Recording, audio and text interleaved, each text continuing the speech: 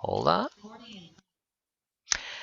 And I'd like to welcome everyone to People of the Land, which is a podcast that seeks to provide an opportunity for those who have served and are serving in the land of Israel to share with a world desperate for relationship their personal stories and their experiences, especially now that there are so many travel restrictions inhibiting face-to-face fellowship. I am right now am talking with one of our very best friends, Sara Crump, and I will share my own special story about meeting Sara and her late husband Ed, and how we came to have just a tremendous experience in the land of Israel with them. So, number one, my wife Patty had worked with an estate sale company, and in that relationship, she met this amazing couple, Sara and Ed.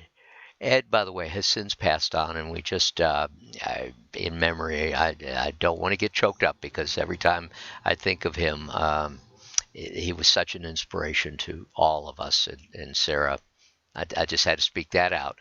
But Yes.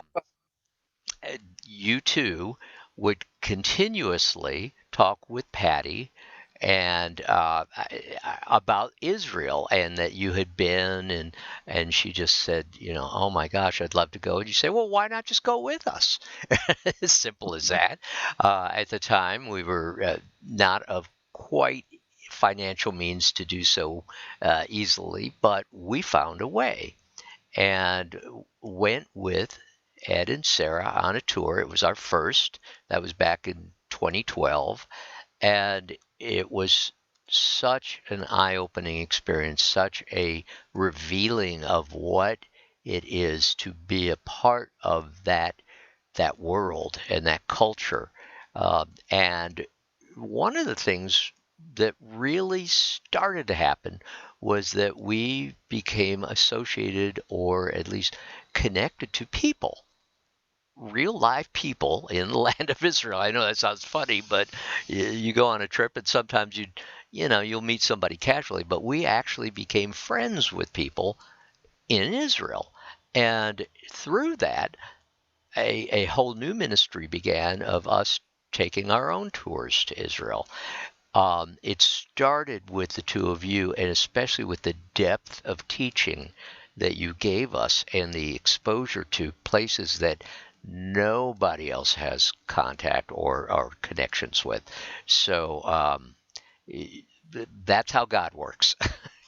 Yes. so, so now I'm going to, strangely, this is hard for me to be quiet, but I'm going to turn this over. And I'm going to say, first of all, hi, Sara. Shalom. Shalom, Mark. It's so good to talk to you today. Uh, Oh, Hear my yes. story about the Holy Land. It's been such a huge blessing in my life. And I have to say, I really married into the Holy Land. um, my mother and I took a trip with our bishop, Hope Morgan Ward, with the Methodist Church to the Holy Land in 2008. And on that trip, I was reconnected with a dear friend of mine, Ed Crump. And he just happened to be working in Jerusalem when we arrived there. And we had dinner together and we visited, and he went on tours with us. Well, that was in February, and in November, Ed and I married. At Just like that. 2010 for the first time. And Wow. I've been going every year for 3 months to the Holy Land. We usually would February and March, and it's really a part of my life. I love it. I feel closer to God there than anywhere else on earth. And to be able to walk in the footsteps of Christ and uh, be a part of that land and like you said, get to know the living stones. I call the people in the Holy Land the living stones. And Yes, you do. such a privilege to know them and to know their stories. And, as you know, that Jerusalem has three monolithic religions. And I am friends with Jews, with Muslims, and with Christians. And that has been so broadening to me to get to know the people of that land and all kinds of people. So I've just, it's enriched my life tremendously. Now, by the way, thank you. And it's just so striking how 2 years before we met you, suddenly you're married to this amazing man and getting everything together, and then we get together and have just such a profound experience. I see the way things were shaped. Some people call that coincidence. I don't believe in such things, and we are just blessed by it. I don't believe in such things either. I said, God put us together in the Holy Land, and it was a marriage made in heaven. It really was a wonderful, wonderful 10 years that we were married, and to be able to share the Holy Land with all the pilgrims that come and to be a part of those trips.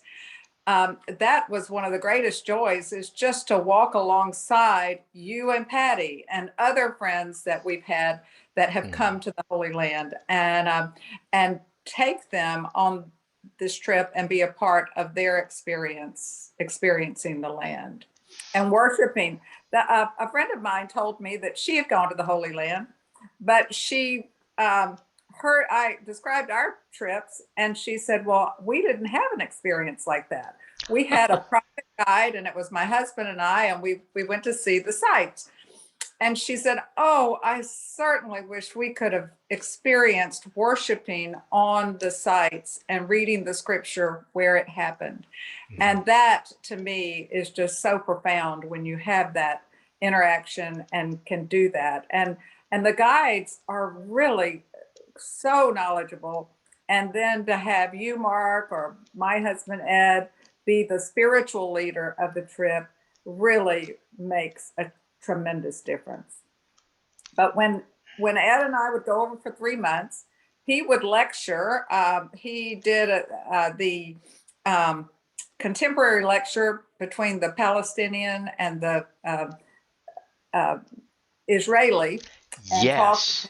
current situation and how to achieve peace, and just really he was the moderator of that, and that was something that people really enjoyed hearing about in a peaceful, kind presentation between two civil people, and he brought a special insight to that. But he also did lectures on the life of Jesus in Jerusalem and the life of Jesus in Galilee.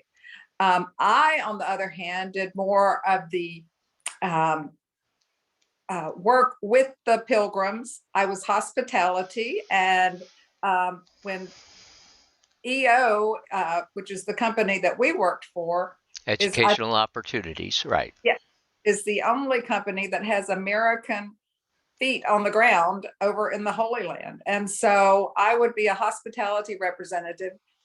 If they lost their passport, we would go to the embassy. If they broke their leg or arm or had some kind of a medical issue, we went to the hospital. But we were there to help the pilgrims, do anything that was needed while they were there. And that was so wonderful to be of help and to be able to um, hold people's hand when there was a problem, in the Holy Land while they were there. Uh, Absolutely. Go ahead. I'm sorry. 20, I was in the Holy Land. I'd been there since January, and early March, we got the notice that COVID had hit the Holy Land. And talk about a stressful situation. That really was, but we were there and we were able to work with the pilgrims and get them all returned home as soon as possible. And when I left the Holy Land, I believe it was March the 16th, I was the only person at the drop-off point at Ben Gurion Airport. It was totally empty. And, of course, it's been that way since COVID hit. But now they are starting to welcome pilgrims again, and trips are being planned. And we're so thankful that this part of that situation is past now. You just painted a story. Do you get my segue coming here? It's one of the things that Sara is so profoundly good at is painting a picture. You can probably see some of her work back in the back. And I wanted to kind of segue into that because you had mentioned that all you did was hosting. You did far more than that. You had shared your artwork with us and talked about how the land impacted the way you saw the world. You have traveled all over the world, and so we'll call you a sojourner extraordinaire. But I would love for you to share about your gift of painting and how the Holy Land shaped that, if you don't mind. I will. I will. I have been all over the world, and I think the thing that I've loved traveling is getting to know the people where they are, no matter where it is. I've been to all 7 continents, and every place has a story to tell. And I've painted a lot of different places, but my favorite has been paintings in the Holy Land. And one of the things that I did, I think the first year when I was there, because we had 3 months, we had some downtime that we could experience. Hold on here. Keep All going. right. My 8 Gates of Jerusalem was the first series of paintings that I did. And that started from just taking walks around the old city. And one of my favorite walks was to walk completely around the exterior wall of the old city. And our 8 gates. I studied each gate and photographed each detail of the gates, and then would come back to my room and start to paint those. Now, the one you're showing right now are the animals of the Holy Land. I've done many series of different paintings, but those are the animals of the Holy Land. And there we go. They're Sorry. all in-person sightings of these wonderful animals. The only one I don't have is the donkey. And I actually sold that, and really was kind of sorry I did, because I like having them to show them as a group. But I think my favorite there is the camel. These are pictures of people, the living stones of the Holy Land. These are all people that I've met and visited with. And just, it's just such a rich culture and a melting pot of different cultures that you see in the Holy Land. Absolutely. The gates are the 8 photographs. I don't know if you see that. Yeah, let me see if I can pull those up here without boring people with my non-technical skills. Hold on here. I've got to get to a particular spot to do that. Okay, hold on here. I see it. Okay, so hold on. Picture. Here we go. I'm looking. This one? There. Yes. Okay, now hopefully I can turn that around. I'm not sure if I can do that. Can you talk about them sideways? Yeah. Okay. I believe the first one is the Golden Gate, which of course is closed, and that will be the gate that Jesus comes through, and when he comes Yes. back. The next one is Herod's Gate. The third one is the Dung Gate.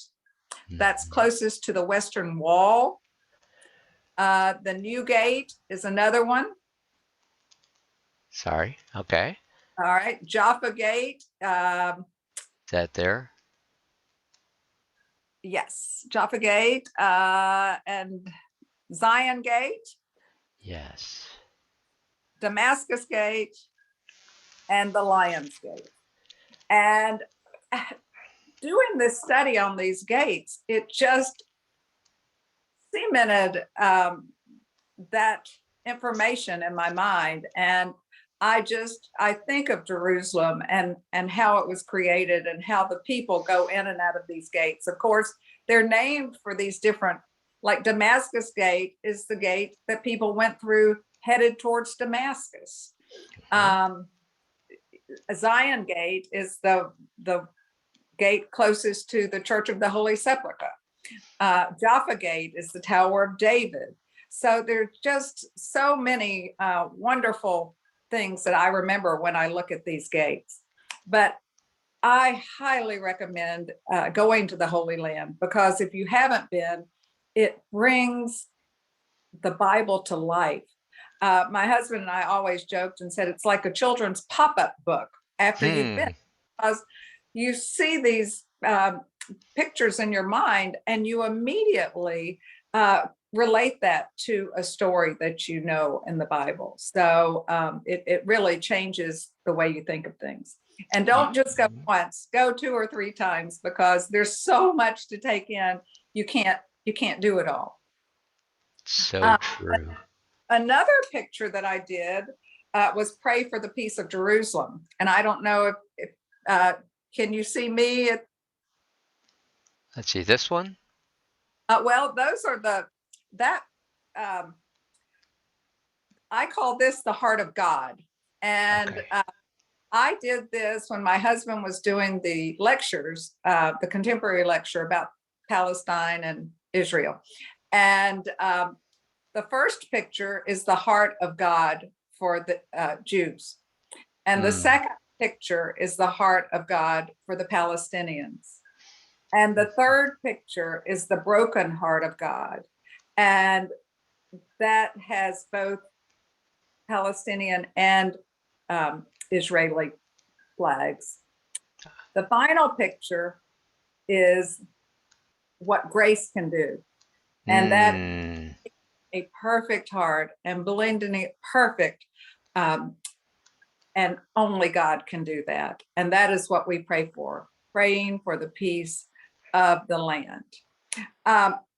My husband commissioned me to make bookmarks of these paintings, and I did. And I don't know, can you see a picture of me now? I see a picture of you over here. Hold on here. Yeah, let me hold on a second. I'm going to stop sharing my screen for a second. There we Okay. go. Okay, this is a bookmark, and it's on the back, it talks about the heart of God. And on the front are my paintings. And we made 5,000 of these bookmarks and gave them to people all over the Holy Land. And when he did the contemporary lecture, of course, we would give these out. But many times people would say, oh, can I have 50 of those to take back to my friends? Or may I have 10 of those to take back to my family? And so it was so exciting to be able to give these, and hopefully they made it around the world. Now, a question, are those still available to people? I have maybe several hundred left. Okay. So you're not putting these out on a okay, I understand, and that's totally understandable. Okay. The other bookmark that I did was Pray for the Peace of Jerusalem. This was actually the first one that I did. And this is a painting that we encompassed into the bookmark. But Can I you want hold that a little closer up to the screen? yeah, Okay. it's the dove of peace with the rainbow over the city of Jerusalem. That's lovely. And this, I wanted to read the back of this if you have time. Yep. But it's Psalms 122, the song of praise and prayer for Jerusalem. And this is a song of ascent of David. I was glad when they said to me, "Let us go to the house of the Lord. Our feet are standing within your gates, O Jerusalem.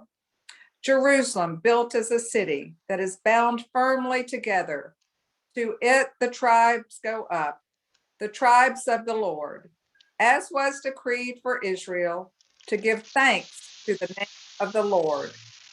For there the thrones for judgment were set up, the thrones of the house of David. Pray for the peace of Jerusalem. May they prosper who love you. Peace be within your walls and security within your towers. For the sake of my relatives and friends, I will say, peace be within you. For the sake of the house of the Lord our God, I will seek your good. And that we also printed 5,000 up and do not have any more of these. So we actually gave these out even at the Garden Tomb to groups that we didn't even know. But it was a ministry that we did, and had them printed while we were in Jerusalem, and then gave them out. So that was a pleasure to be able to do that. And you said you were worried about being able to talk for half an hour. Beautiful, beautiful Well, sharing.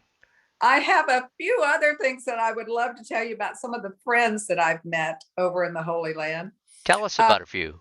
One of them is Fala, and Fala is a candy seller and dried fruit seller in the old city of Jerusalem.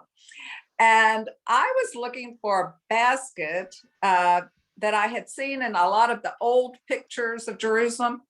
And I found them, two baskets like that at his shop. And I asked if I could buy them because you could not find these for sale. And he told me, well, those baskets are no longer available. They're made in Gaza and they're all hand done, and you can't get those baskets, but he would sell me one. So I bought this basket from Fala. And when he emptied out the pecans that were in the basket, I saw a great big hole in the basket. And I thought, oh, well, I'm not sure I really want a basket with a hole in it. He said, no problem. He could stitch it up. So he invited Ed and me into his business, and we sat down on these little stools. And while he stitched the basket up, he ordered tea with mint in it for us, hot tea with mint. And the young man came and brought it on a little Middle Eastern tray. And we had tea with Fala. And every time I've been back to the Holy Land, we have gotten together with Fala, and he's a dear friend. And so I painted a picture for him and gave it to him. And it was actually a picture of the three gates of Jerusalem. And I felt like people that his God is Allah, our God is God, but it's the same God. It's a different word for it. And I said that there are going to be three gates in the New Jerusalem, and that the good Muslims, the good Jews, and the good Christians are going to be together in the next world. I don't know. That's just how I feel about it. But Fala and I connected on a higher level, and we're dear friends to this day. And on Christmas, he has called me to wish me a Merry Christmas, and you know, we do see each other. I Another think friend, that's called loving your neighbor, if I'm not mistaken. I love your name. And you know, I think that's one of the greatest privileges in travel, Yeah. is to get the people and to love them where they are and what they're doing, and to understand their life. And it's a privilege to get to know people like that. Another friend is over in Bethlehem, and her name is Sally Kashish. Her father works at Nissan which is a olive wood factory. Yes. Beautiful work. Yes. Ed and me about, and this was early on, but she was getting married, and they had bought a dress on the internet, a wedding dress on the internet, but they were afraid to ship it back to Israel. So they asked us to hand carry the dress to Bethlehem when we came. And oh, we just thought that was so exciting. So they shipped the dress to us, and we had a special suitcase, and we had the dress and the veil and the purse and gloves, and there were several other things that were shipped to us too. And so we took this in a special suitcase. Well, when we arrived in Israel, we first went to the Galilee. And in the Galilee, we kept running into people that said, "Oh, you've got Johnny's dress." Everybody in Israel knew we were bringing a wedding dress to the Holy Land.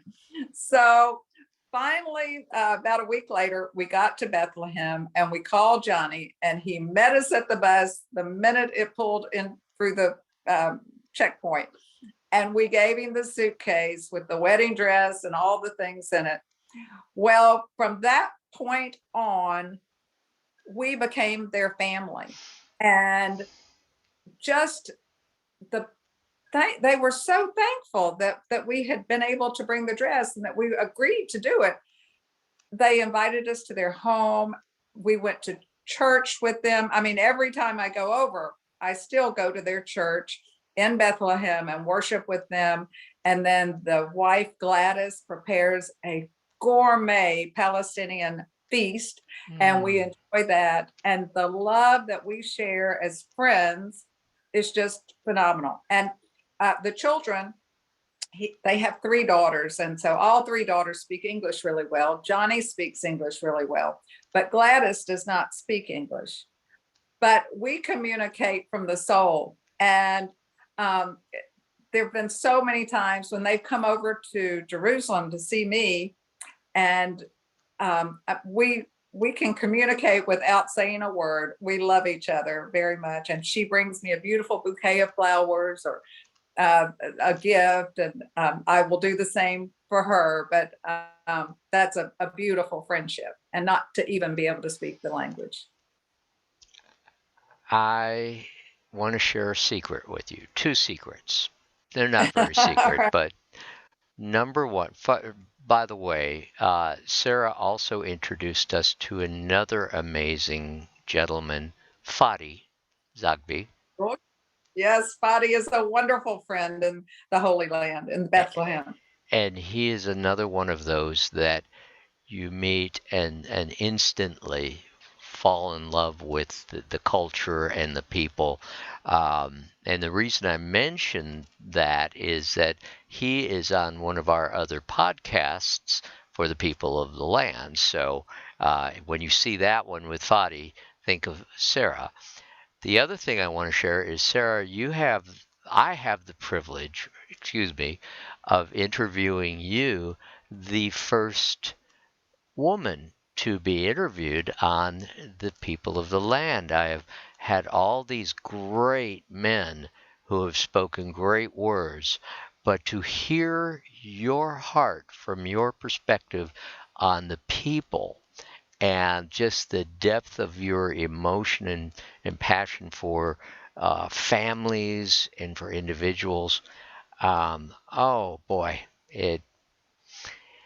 every one of these I do makes me homesick, and home for me now is Israel. So thank you. I tell you, when we stay at the Olive Tree Hotel when we go to work in the Holy Land, and every time we walk through that door, they say, "Welcome home," and they really mean it. It's our Christian home, and it is so special to be there. And that's another wonderful story. I've got a lot of stories I could tell you, but Dr. Ridgway, who started EO, Educational Opportunities, created this hotel. And the hotel was meant to be a working environment for all people in the Holy Land. And they have some of the best relations at this hotel. The Palestinians love working at this hotel. It is a kosher hotel. It is a Jewish hotel as well. But the working relation at that hotel is really a beautiful thing to see.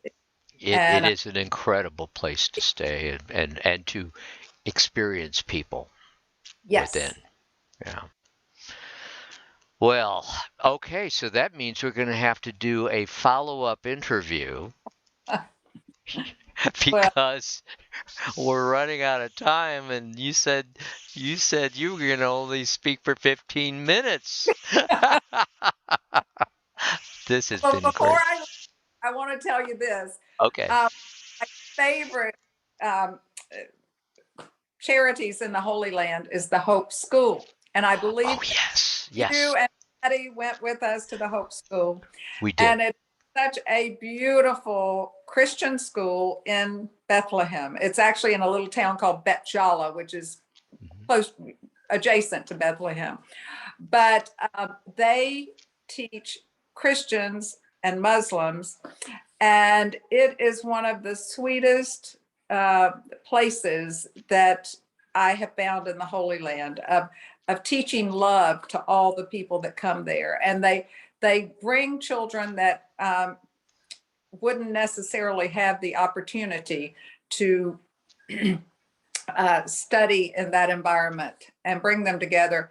There are many children there that are from broken homes or from homes that have had tragedy, and they are teaching love there. And it is a bright, bright spot in the Holy Land. I absolutely agree, Sarah. Thank you for catching me on that. I meant to say that because the Hope School was a profound experience for us when we went, and um, gave them a bunch of toothbrushes. That was You another, but did. that's another story. um, You all go to but the Bethlehem Bible College when you were there? I'm sorry, say again? Did you go to the Bethlehem Bible College? The Bethlehem Bible College. No, we did not. It's very close to Hope School, but that is also a wonderful place to visit. There is no public library in the West Bank, and the Hmm, Bethlehem Bible College opens their library to all people, and it is wonderful. that is incredible. That is incredible. I'll use. Oh, there you go. Yeah, Your picture went out welcome. for a second. I didn't do that. I didn't do that. um. Oh boy. Okay. So, if people wanted to know more about your artwork, and if people wanted to know more about EO, I know those are two different things. I mean, they can go to eo.org, can't Uh, they? um, travelwithus.com. That's what it. Okay. Thank you. Yeah. Thank you. Okay.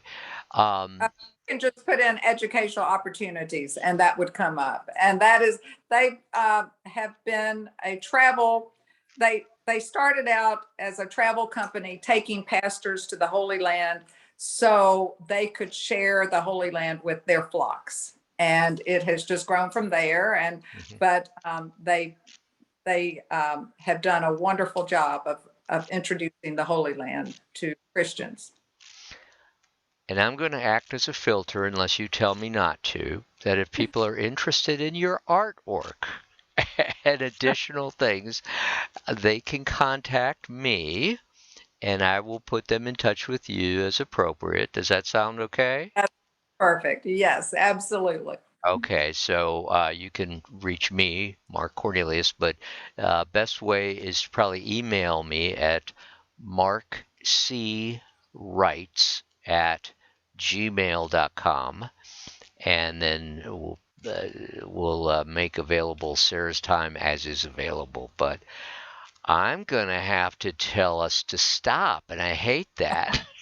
Well, I've enjoyed this so much, and I'm Oh, delighted to talk to anyone that's interested in the Holy Land. If anybody just wants to call and talk or hear about my art or about stories, I'm certainly open to that. And you connect me, and we will um, find a suitable time to visit. Sara, God bless you and keep you as always. You and I will talk some more here shortly. But thank you again for your time and the blessing of your story. Well, it's been a privilege. Thank you, Mark. And I'm so glad you're doing this podcast. Thank you. Okay, so hold on a second. I'm going to stop the recording. Bye, everybody. Shalom. And oh, happy Thanksgiving.